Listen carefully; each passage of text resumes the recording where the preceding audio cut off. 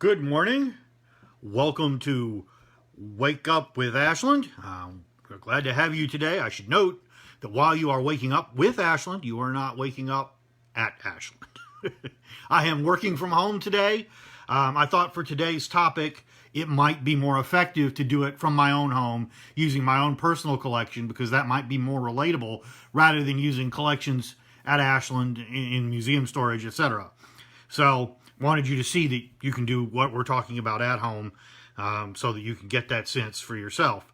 So welcome again. It's great to have you with us today. It's a beautiful sunny morning. I want to take a moment to thank Dupree Mutual Funds for their continued support of our series. It is largely due to their support that we're able to be here. So we're very grateful that they've given us this opportunity, which I think has been very fruitful for us over the last several months. So we're very much appreciative of that.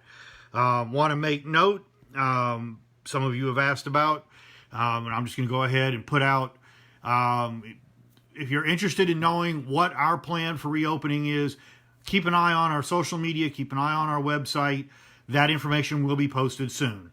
And we will be reopening on or about June the 16th for tours. Now that will be in a very limited fashion, using the grounds primarily. So keep your eye out. You'll be getting more information soon, and we look forward to getting back to having people at the site and doing that again. And we hope that you will come out and check out our tours, check out the grounds, etc. So we will look forward to that in the very near future. If you've been enjoying the grounds, been enjoying these videos, I see my wife is watching. That's good. That means she's awake, and I'm not waking her up. So don't have to worry about that. So that probably means the cat is watching. Hello. Hopefully the dogs will stay quiet until we get to the end of this. So anyway, so if you've been enjoying Ashland's grounds, enjoying the videos, whatever else, the blog that we've been doing, by all means, visit our website and click on the donate button and make a donation. It's so important right now in terms of helping us to do what we do and be able to bring to you the things that we want to bring and to be the institution that you want us and need us to be. So we hope you'll take that opportunity. So today, rather than talk about a specific artifact, I want to take the opportunity to do something that is just at the heart of what I do and I find really fascinating and enjoyable. And I want to talk about stuff and how we care for it. My title at Ashland is Curator. And the word curator comes, I am sideways. I didn't think I was. I'm not on my camera. I can try turning it around. I'm using new technology. So let's see how this works here. How is that? Is that better? Hopefully that solves that problem. This is what happens when you try new tripod technology the first time. Sometimes you come out sideways. So anyway, but the term curator, the name curator, comes from the Latin root curabis, which means to take care of. The motto of the Theodore Roosevelt branch of the Roosevelt family is Qui plantavit curabis. He who plants is cared for, which means if you prepare for things and do the work, you're going to be taken care of later on. So anyway, the term curator, like I say, the term curator means one who takes care of things, and that's a large part of what I do. While I do a lot of research and do a lot of things with developing information for the site, a big part of my job is taking care of the stuff at Ashland. So what we're going to do today is talk about how that is done and how you can do it in your own home. I'm sure many of you have family collections. Probably some of you during this time when we've been healthy at home have taken the opportunity perhaps to sort through family documents or things you've collected, whatever, just to see what you have, or maybe to organize them a little more, or cull through and get things in good shape. So we're going to talk today about what you can do over time to protect those things and keep those things safe for future use and for future generations of your family. And there are basically 5 major forces of deterioration that we're going to discuss today. Those forces are temperature, light, humidity, mechanical action, and pests. Now, the first 3 typically act in concert with one another. So as one goes up, the other goes up or goes down. So they tend to work together. So when you deal with them, you want to sort of deal with them together. So what does that mean? Whatever you have that you're wanting to preserve, please, you want to take it and put it in a place that has a very stable temperature, a stable humidity, and a stable light level. Preferably a light level that's not terribly high. For example, I have a number of framed family documents and collectibles. Those are currently displayed primarily in a hallway in my home, which runs between our bedrooms. And it's a hallway where there's no exterior light, so sunlight typically doesn't come into that hallway, with rare exceptions when we open doors. And it's not direct light. So that's a good place to put those things because they're not getting direct sun. So if you have a large window and you're putting something in front of it, you may want to think about the long-term impact of that, because it can and will fade unless you have some kind of conservation acrylic on it that is blocking UV, ultraviolet light. Ultraviolet light links are especially destructive. So you want to put those things in places where they're not going to be overly exposed.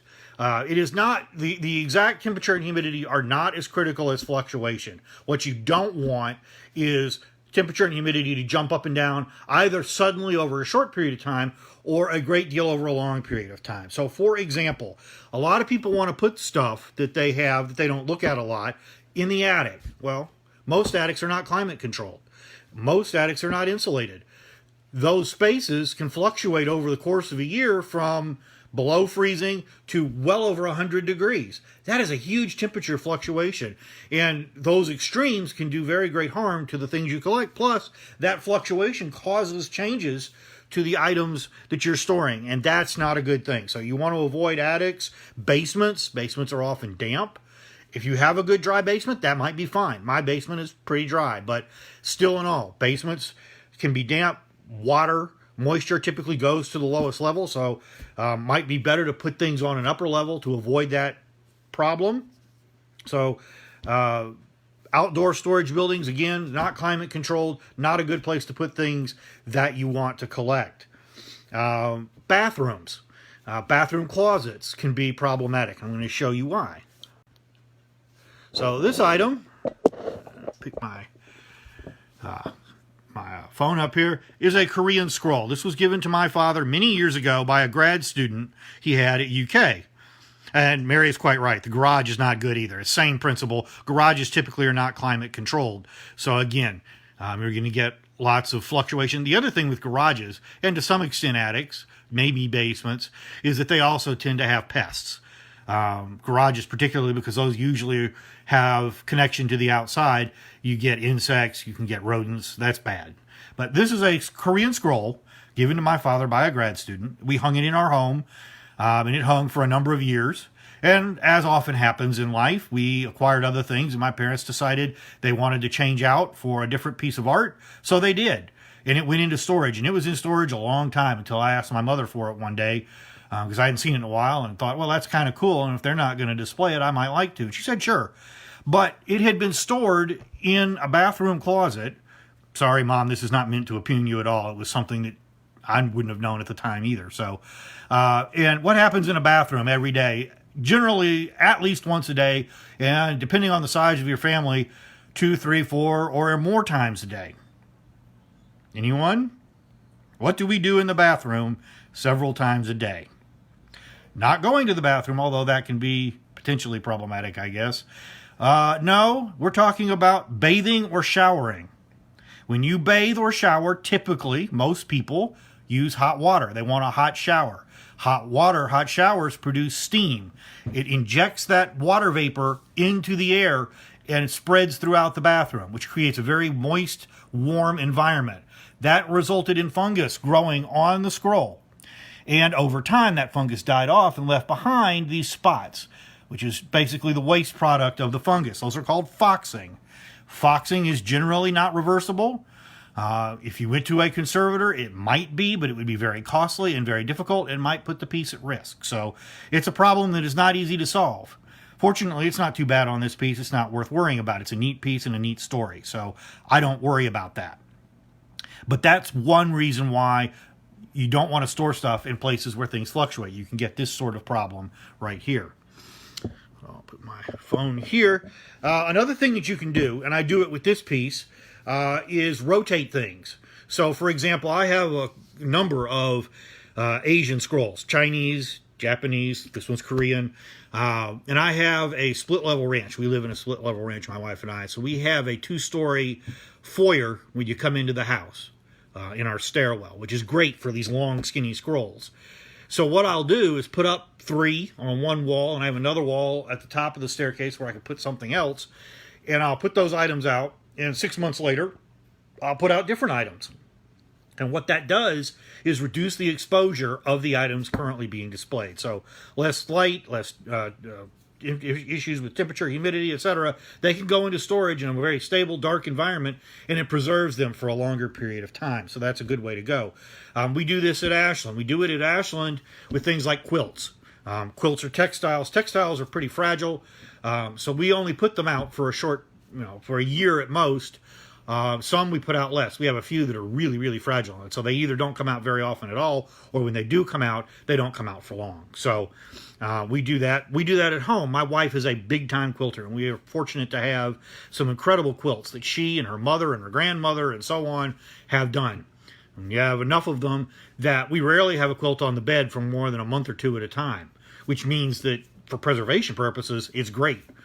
So, we don't have to worry about light fading the quilt because it's not out there long enough for that to happen. So, again, another way you can go about preserving your collection.